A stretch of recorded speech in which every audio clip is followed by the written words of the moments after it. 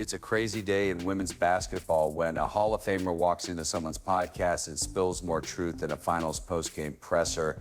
Lisa Leslie didn't just defend Caitlin Clark recently, she gave a masterclass in poise, perspective, and yes, humbling Angel Reese on her own show with thousands of people listening. I'm not sure what the big deal is about the fact that Caitlin is receiving a lot of love. She deserves it, and she's helped change this game just like many other players have, but whatever. Described as the most graceful clapback in podcast history. I'm excited to work with you more in season 2. The biggest piece of advice I have for you, though, is how to shoot your layups. The internet has been exploding over the Clark versus Reese saga, with fans turning it into a rivalry on par with Marvel. Lisa Leslie showed up playing a completely different game. She didn't take sides. Instead, she elevated the conversation. One day she was praising Clark's impact on the league, and the next she was offering Reese the kind of mentorship you don't get in practice. It wasn't about beef, it was about growth, and let's be honest, someone had to admit it, but she was called out for missing layups on her own damn show. Let's go back a few months. It seemed like Caitlin Clark couldn't breathe without some WNBA veteran giving her a side eye or a passive-aggressive quote. From jealousy-filled tweets to full-on body checks on the court, it was evident that some members of the league weren't welcoming her. When Lisa Leslie, one of the WNBA's founding queens, stepped up and said, "Actually, Caitlin's doing everything right," it was like a game winner at the buzzer. It's clear that this wasn't just another opinion. Lisa Leslie, who practically built the WNBA's foundation, dunked before it was trendy, and who knows exactly what it takes to carry a league, so when she says Caitlin Clark is the real deal, people listen. We have to realize that when one player eats, we all eat, and as we all get more opportunities, it just opens it up for everyone else. I believe Caitlin has said that herself in some interviews, and I love that she gives love and homage to those of us who came before her. She shares the wealth with her teammates, and she doesn't have to do that, so I just don't. Once more, I'm not sure what the big deal is about the fact that Caitlin is receiving a lot of love. She deserves it, and she's helped change this game. Lisa didn't just say that Clark is good, she also praised how, in addition to the stats, she highlighted Clark's humility and willingness to support the legends who came before her in a league where some players act as though they invented the crossover. Clark's respect for the game's history stood out, and she said aloud, "Are you all even paying attention?" in a lot of words, makes the players around her better. She's exciting to watch, and to be honest, I've missed seeing her play at an unmatched level. As I do with all the WNBA players, I'm looking forward to seeing her again, but let's talk about the real moment that made people's jaws drop. Leslie didn't just defend from the sidelines, she took it to Reese herself. Lisa Leslie sat down with Angel Reese on her podcast in a setting where Angel Reese had complete control of the microphone and the edit button. What she did was look Reese in the eye and call, "You invited a legend onto your show expecting some legacy talk, maybe a few laughs and a girl power vibe, but instead you get your final issues aired out like laundry in front of thousands of listeners." It wasn't cruel, it wasn't petty, it was real, and honestly, it was the kind of coaching moment Reese might not get anywhere else. Her biggest weakness, those bricked layups, are going to be fixed, and I think that's probably the biggest thing. Lisa didn't drag Reese, she taught her, and that's what makes her such a force. She didn't embarrass Angel, instead she elevated her by telling the truth, just like a Hall of Famer would pull a struggling rookie aside and say, "You've got the tools, but your fundamentals need work." If Angel's smart, she'll take it as a gift. You gotta go out there and prove yourselves, and listen, are we going to get upset about 5, 6, 10 games less? Leslie reminded everyone that Clark's prominence isn't a threat to veterans, rather it's a rising tide, and more eyes on the league means more money, more coverage, more seats filled, and more importantly, a future where both newcomers and veterans get paid what they deserve. Whether it's on television or not, I don't think we should have access to these games now in a way that we never had before, and we have to appreciate that and all these platforms that support the W. As Lisa knows better than perhaps anyone in the league, when players like Reese and others complain about how many national games Clark's team receives, Leslie broke it down like a professor: when one of us eats, we all eat. In other words, you're upset about TV slots and you should be thanking her for the audience boost. I think it's all about money marketing, and we cannot deny what Caitlin Clark has done for the women's game. The drama surrounding Clark's TV time head Stephen A. Smith had a very interesting conversation with Fee recently regarding the number of games the Fever broadcast this season compared to other teams that also have stars on them. Something that we don't see, but she's had a huge impact known as the Sit and Clark effect. Yes, have we ever had teams have to move into larger arenas to play against the team? No, we haven't, so if we have more viewers and Caitlin Clark brings that, why would we fill in some way? She has more television games. Do you remember when some players and even ESPN discounted her college success at Iowa because she didn't win a national championship? I'm curious where you would rank her among all-time college players in your opinion. Oh, that's difficult because she won one. I feel like that college is one of those places where you have to win one.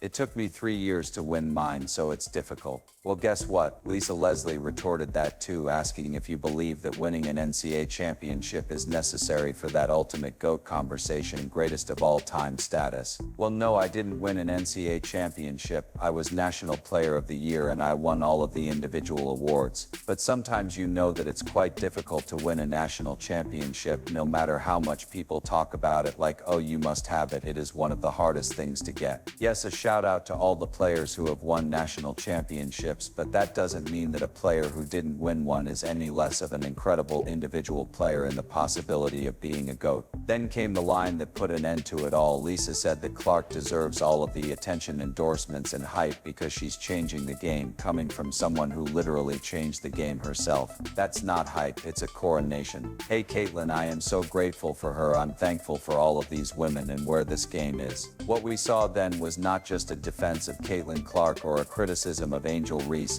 but a moment where one of the greatest players in history reminded everyone of the true nature of leadership. You correct yourself and most importantly you speak the truth even if it's on someone else's microphone. After all, Lisa Leslie isn't here to play favorites, she's here to improve the game, and Caitlin Clark is demonstrating every day that she's more than just a media sensation. She's the future Lisa Leslie has been waiting for. The only issue with many of the former WNBA is that they simply cannot comprehend, not even comprehend, that this person is more popular than me. You would think that a player would dream of basking and receiving nothing but praise from a Hall of Famer, but instead of receiving a standing ovation, Angel Reese received something far more valuable, a reality check from Lisa Leslie. Not only did she receive criticism, but she also received a straight-up masterclass on layups. Yes, layups are one of the first skills you learn in youth basketball, and for someone who brands herself the Bayou Barbie, Reese might want to include a layup lab rat on her Instagram bio. Not good at lips, but I was looking at her stats and I wrote them down right here. She shoots a pitiful 39% from the field and shot below 50% on shots from less than 5 feet, which is bad. Even worse, she shot below 50% on shots from 5 to 9 feet, which is even worse. Lisa didn't hold back on Angel's podcast, but she went straight for it in the sweetest, most big sisterly way possible, highlighting the problem with Angel Reese's finishing struggles at the rim. This wasn't some advanced analytics analysis, it was a WNBA legend gently pointing out that you probably shouldn't be missing bunnies under the basket if you're going to be the face of a franchise. Now I believe that she is aware that she needs to completely restructure her form because a layup is supposed to be a given at the post position that she is in. She needs to improve her touch around the rim like all over the place, but she seems to take these desperate shots. This is where it gets interesting though, because Angel had complete control over that podcast. She could have removed the awkward parts, thrown the criticism in the trash, and given her fans the classic all love queen version, but she chose to let it go. Perhaps Angel knew this wasn't shade, but sunlight, because it wasn't a takedown, rather was a fair performance review from the GOAT of constructive criticism. Only someone who truly cares would risk a little discomfort in the name of growth, which actually happened on Angel's own podcast. Leslie didn't come to roast Reese, instead she came to guide her. I think she realizes my game is incomplete, so let's give her some credit for trying to improve her appearance.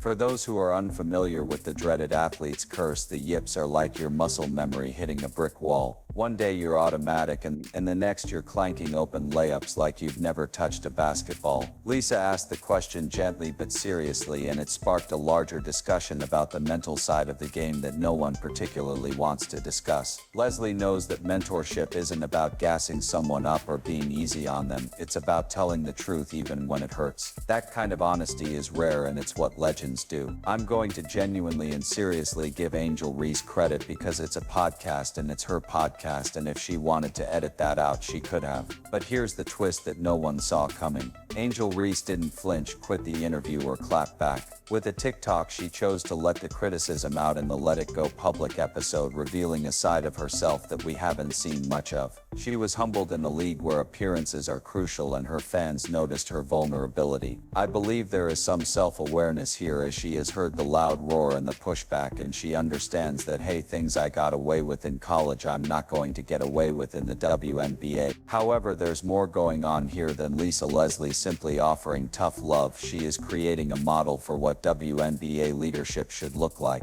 It's not favoritism, rather it's a framework that says I'm not bigger and stronger than everybody else. So the things that were hidden in college and particularly in high school that I can't do it anymore. So I might as well be honest about it and authentic. I'm working on it, guys. Leslie supports Clark because she recognizes generational greatness and criticizes Reese because she sees untapped potential. However, social media still can't tell whose side Lisa is on, so she's working to create something bigger than viral moments and small arguments. She's creating a league where young players develop, stars shine, and everyone rises, because in the end, Lisa Leslie doesn't need to choose a side because she already chose the sport. I can't emphasize this enough. Lisa Leslie. There is someone with sense. What we're seeing with Lisa Leslie right now isn't just a leadership masterclass, it's a blueprint for the future of women's basketball. While the rest of the league struggles over airtime and sponsorship money, Leslie is busy creating a long-term plan for the WNBA's success. Her approach is to celebrate the stars that attract fans while holding everyone who aspires to rise with them accountable. It's not favoritism,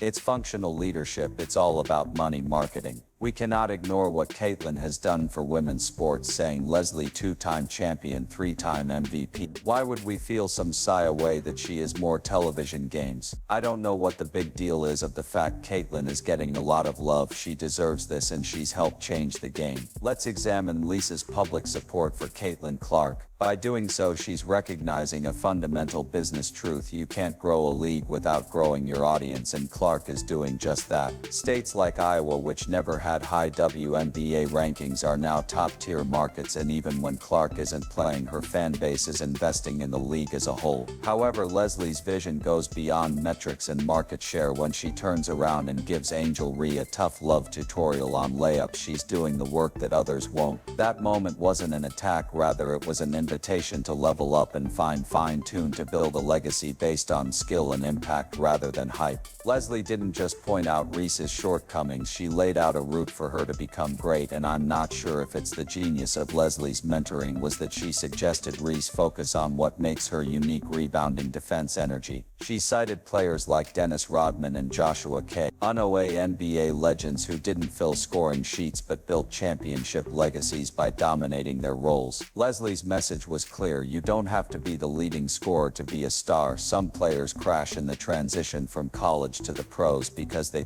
players who thrive in this league are the ones who adapt, lean into their strengths, and support their teammates along the way. Leslie is urging Reese and the rest of the league to find their own blueprint. This is simple, and let's be honest, everyone knows this. It's not like these people who are complaining about it don't know exactly what Lisa Leslie said, they're just afraid to say it. However, perhaps the most innovative aspect of Leslie's approach is how she blends business and basketball without compromising either. She's not choosing between selling. The WNBA is at a crossroads. The temptation is to either glamorize the stars or protect the veterans, but Lisa Leslie is doing neither. She is demonstrating that real growth occurs when the league embraces difficult conversations and celebrates those who raise the bar, widen the spotlight. And anyone talking logically knows that what has happened to the WNBA right now is going to be the best thing for them, and that it will be the best thing in the league's history. She is wearing jerseys and improving fundamentals, and she is proving that the WNBA needs both. The future, but you're going to see it in every walk of life, where it's like if you had it hard and someone later on has it easy, you're going to be complaining about them a lot of the time. That's the genius of Lisa's strategy. She's not elevating Clark and pushing Reese aside. Instead, she's creating room for both of them and everyone else, because when one player succeeds, it makes room for others to follow, and when Reese reaches her full potential, it will be because of moments like these where mentorship triumphs and honesty honesty defeats ego. The question now is who is following. It's clear that Lisa Leslie isn't here to play favorites, rather she's here to build a future where Caitlin Clark's stardom fuels growth and her light can shine on everyone as long as they put in the work. The ball is in your court, Angel Reese. Do you agree? Click the video on the screen, subscribe and turn on all notifications so you never miss it. Will the other WNBA veterans step up to mentor and lead, or will they continue to mistake stars for rivalry and mentorship?